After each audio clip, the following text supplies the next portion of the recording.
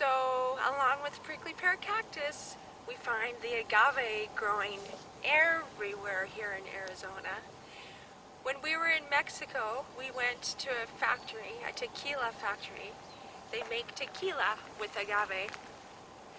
Now, a lot of you are also probably familiar with the sugar substitute called agave. You can buy it. It's like a syrup.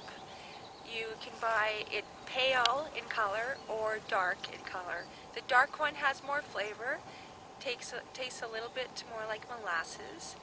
The light colored agave syrup is really mild in flavor, quite tasteless.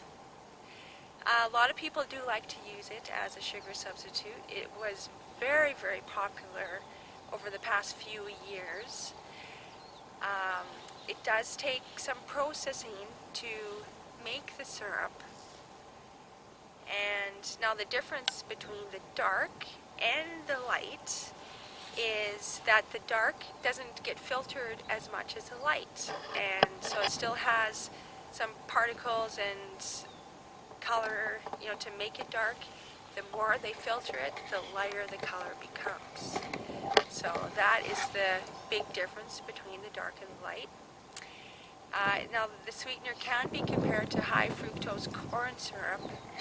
The verdict is out pretty much still at this time. Some people think that it's fantastic and that it's actually healthy. It's a healthy substitute. Other people don't think that it is a healthy substitute, that it is comparable to high fructose corn syrup. In my family, and my daughter Tatiana, who's holding the camera right now, hi.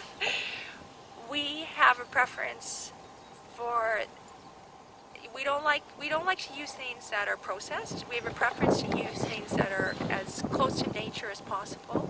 That is why we like to eat raw fruit and vegetables, just the way that they grow. So, the way that the fruit grows on the tree, the way that the vegetables grow out of the earth, that's how we like to eat them.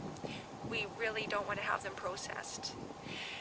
So when it comes to sweeteners, we stick with honey because we can get raw, unpasteurized honey that doesn't have any processing. It's just taken right out of the hive and it's just put through a sieve, literally, to separate out the wax from the honey.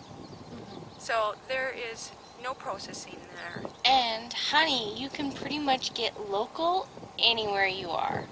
And there's so many different flavors depending on the flowers that the bees were pollinating. My husband's favorite is clover. Yeah. And alfalfa. Mine is Mexican. It's the extabentin.